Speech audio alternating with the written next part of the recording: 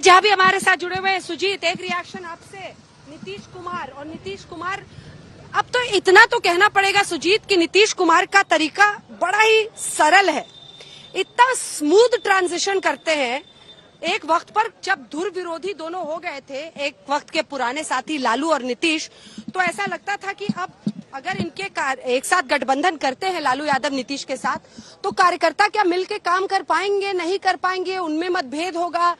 उन्होंने हमेशा जेडीयू के खिलाफ बोला, आरजेडी के कार्यकर्ताओं ने, लेकिन हमेशा अपने सत्ता के साथी को पलटने के साथ साथ बहुत स्मूथ ट्रांजिशन कर लेते हैं नीतीश कुमार, कम से कम कुछ महीने, जब तक फिर से अनबन शुरू ना हो जाए।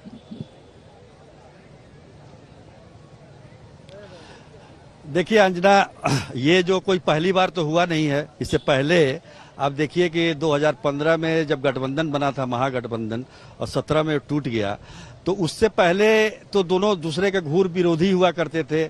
आरजेडी के कार्यकर्ता लगातार हमला करते थे, आरजेडी के नेता लगातार हमला करते थे नीतीश कुमार पर, जेडीयू पर, लेकिन 2015 का में वो साथ आए। उसी प्रकार अब तो ये कोई सवाल ही नहीं रह गया कि आरजेडी और जेडीयू के कार्यकर्ता मिलजुल कर काम करेंगे या नहीं करेंगे, क्योंकि एक बार तो इनका गठबंधन पहले ही हो चुका है और टूट भी चुका है। और हमारी जो जानकारी है उसके मुताबिक आरजेडी की तरफ से ही ज्यादा व्यग्रता दिख रही थी कि सरकार में कैसे आया जाए। आपको याद होगा कि हमारे यहाँ जब एक मैंने ये सवाल भी पूछा था कि आप जो है नीतीश कुमार पर ज्यादा हमलावर नहीं है, क्यों, क्या आपको उम्मीद है कि अभी भी कि कुछ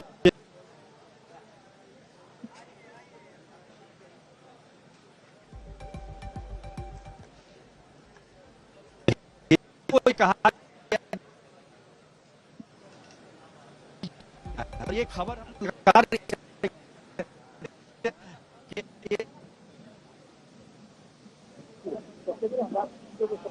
लालू प्रसाद यादव बीमार बन गए और पार्टी को एकजुट रखने के लिए फोन कट गया है, रखने के लिए काफी जरूरत है, सत्ता की जरूरत है। और वही कारण है कि आरजेडी को ये महसूस हुआ कि उन्हें एक बार फिर बीजेपी के नीतीश कुमार के साथ आकर मिलकर सरकार बनानी चाहिए।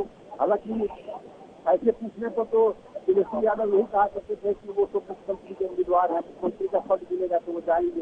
उनके प्रदेश अध्यक्ष जगदानंद सिंह भी यही लगातार इस बात, उनके प्रदेश अध्यक्ष जगदानंद सिंह भी यही लगातार स्थिति है। पार्टी का इन्वॉल्वमेंट सोनिया गांधी का और तमाम लोगों का जो पिछले 2-3 महीनों से जो कसरत चल रही थी, इसका ये नतीजा सामने आया है कि अब बीजेपी और जेडीयू अलग हो रहे हैं और आरजेडी सरकार में शामिल हो रही है। तो इतिहास फिर एक बार फिर से अपने आप को दोहरा रहा है। हालांकि ये जनता की सोच में पता नहीं कितना खरा उतरेगा, क्योंकि बार बार आप जिस गठबंधन से आप जीतते हैं उसी गठबंधन के छोड़ के दूसरे गठबंधन के साथ चले जाते हैं, तो निश्चित तौर पर कहीं न कहीं जनता में ये मैसेज जाता है। पर ये हो रहा है, ये राजनीति में ये सब जारी है यहाँ बिहार में।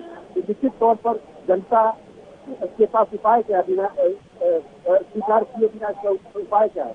जनता का तो मौका आता है जब चुनाव आता है, उसी समय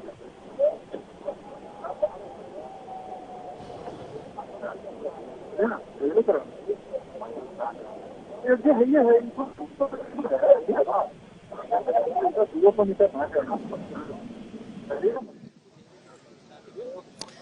तो देख रहे हैं आप किस तरह से सियासी जबरदस्त उलटफेर आप देख रहे हैं इस वक्त पटना से हमारी इस रिपोर्टिंग में।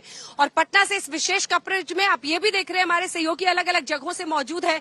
तो अचरज की कोई बात नहीं है कि एक अड़े मार के सामने मैं भी हूं और हिमांशु भी है। लेकिन हिमांशु, आज बड़ा सवाल यही है कि नीतीश कुमार एक बार फिर तेजस्वी यादव के साथ और उनके पॉलिटिक्स को पलटने की जो एक उसका चरित्र हो गया है, उसको लेकर भी नए सिरे से उन्हें अगर 2025 में उन्हें भी तो विधानसभा चुनाव का सामना करना है, उन्हें भी तो ये समझाना पड़ेगा। इसीलिए शायद उन्होंने ये वक्त ले लिया है कि 22 से लेकर 25 के बीच में थोड़ा टाइम तो मिल जाए इस छवि को धोने में। देखिए बिल्कुल कहीं ना कहीं नीतीश कुमार ने पूरी प्लानिंग करके ही जो है अंजना ये पूरी गणित बैठाने की कोशिश की है, क्योंकि उनको मालूम है कि 24 के चुनाव में भी अभी जो है लगभग 1.5 साल से ज्यादा का समय बाकी है, 2025 के लिए 2.5 साल का समय बाकी है। तो कहीं ना कहीं वो ये जरूर चाहेंगे कि ये जो छवि है उनकी पलटू राम की उससे वो बदल जाए, और इस छवि के कारण जो है उनको जो नुकसान हो सकता है उसको किसी तरीके से कवर अप कर ले। और ये कहीं ना कहीं नीतीश कुमार को एक चीज और समझ आती है कि जितने कंफर्टेबल वो भारतीय जनता पार्टी के साथ है उतने ही कंफर्टेबल जो है वो आरजेडी के भी साथ है। मेरी एक जेडीयू के नेता से सुबह बात हो रही थी, उन्होंने कहा कि तेजस्वी यादव और तेज प्रताप यादव जब कैबिनेट में थे तो वो दोनों कुछ नहीं बोला करते थे, जो फैसले नीतीश कुमार ले लिया करते थे वो फैसले स्वीकार हो जाते थे। लेकिन बदली हुई भारतीय जनता पार्टी के साथ जब वो गए 2020 के बाद समीकरण बदले, भारतीय जनता पार्टी जो है दुगनी सीटों पे पहुंच गई जेडीयू से, तब भारतीय जनता पार्टी के तमाम मंत्री जो हैं वो नीतीश कुमार के जो फैसले हैं उसमें टीका टिप्पणी करा करते थे, कहा करते थे कि देखिए इसमें ये चेंज होना चाहिए, ये बदलाव होना चाहिए। नीतीश कुमार ऐसे नेता नहीं है कि वो किसी के दबाव में फैसले ले लें, किसी की सुन ले, आप उनसे फैसले नहीं करवा सकते हैं। झा जी, हो गया क्या मामला? फाइनल हो गया है? अब की बार नीतीश और आरजेडी प्लस कांग्रेस की सरकार? लगता तो इसी तरह से है जिस तरह से घटना चक्र बदल रहा है, और हम लोग ने अभी सारे महागठबंधन के साथी हम लोग बैठे हुए थे और हम लोग ने तय किया है कि एंटी बीजेपी सरकार अगर बनती है तो हम लोग उसको मदद करेंगे। और हमारे प्रभारी भट्टचंद दास जी भी हमारे साथ उस मीटिंग में उपस्थित थे आला कमान का निर्देश लेने के बाद। तो मैं समझता हूँ जो 4 बजे महामहिम जी ने मुख्यमंत्री जी को समय दिया है मिलने का, और वो क्या प्रोसेस होगा मिलने का उस पर हम लोग विचार कर रहे हैं। जी ठीक है, अब जरा ये बताइए कि क्या स्ट्रैटेजी होगी? क्या नीतीश बाबू जाके इस्तीफा देंगे, उसके बाद वो नई सरकार बनाने के लिए क्लेम करेंगे? क्या वो तेजस्वी यादव से, आप लोगों से समर्थन की चिट्ठी मांग रहे हैं? क्या होगा तरीका? नहीं, देखिए सूची तो हम लोग तैयार कर ही लिए हैं। सूची तो हमारे 19 एमएलए हैं, 1900 एमएलए हमारे साथ अभी मौजूद हैं, और सभी लोग हैं, सभी लोग ने अपना दस्तखत करके कागज भी दिया है। आरजेडी भी अपने तरफ से करा रहे हैं, और जो हमारे अलायंस पार्टनर हैं वो वामपंथी दल के लोग सब, वो लोग भी अपना कर लिए हैं। लेकिन अब 1-2 घंटा के बाद हम लगता है 4:30 बजे 5 बजे तक सारा चीज क्लियर हो जाएगा, जब महामहिम से भेंट हो जाएगी। 2 प्रोसीजर पर विचार हो रहा है। एक तो मान लीजिए जैसे इस्तीफा करें या मंत्री को हटाएं, मेरे 2 ही अल्टरनेटिव बचा हुआ है, उसमें वो जो करेंगे। और जब बात हो गई है महागठबंधन से उनकी, तो जो भी निर्णय लेंगे तो हम लोग साथ ही रहेंगे उसमें। हेलो, क्योंकि एक खबर आई थी झा जी कुछ देर पहले कि मदन मोहन जी की दरअसल बीजेपी के मंत्री अब इस्तीफा नहीं दे रहे हैं। उसके पीछे क्या यही वजह है कि इससे आसान रास्ता नीतीश बाबू को मिल जाएगा? अब वो चाह रहे हैं कि नीतीश कुमार जाए, इस्तीफा दे, फिर नई सरकार बनाए। क्या लगता है आपको बीजेपी की स्ट्रैटेजी के पीछे? हाँ, वही 2 ही बात हो सकती है। या तो बीजेपी के मंत्री को डिसमिस करें, ये हो सकता है, या वो टोटल मंत्रिमंडल से इस्तीफा करें।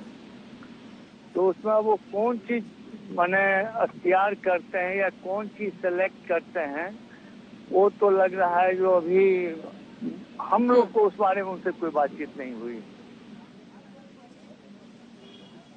ठीक है, एक आखिरी सवाल है सर आपसे। ये खबर आई कि तेजस्वी यादव ने गृह मंत्रालय के लिए अपना वो अड़ गए हैं कि मुझे गृह मंत्रालय चाहिए। क्या आप इसकी पुष्टि करेंगे? कुछ नहीं है, ऐसा कुछ नहीं है। मैं समझता हूँ जब माननीय मुख्यमंत्री जो होंगे उनको ये समझौता जो है सैद्धांतिक रूप में हुआ है, पहले का अलायंस है। और आपको मैं पूरी मुस्तैदी से बता रहा हूँ कि जो भी सरकार बनेगी उसमें ये सरकार जो है एनडीए की, इस तरह का कोई भी बर्ताव एक दूसरे से नहीं करेगा, क्योंकि यह सरकार बहुत ही सोच समझ कर बनाई जाएगी। तो मैं समझता हूँ जो आपको इसका ठीक। फलाफल बहुत भी बहुत मिलेगा धन्यवाद। और हाँ बहुत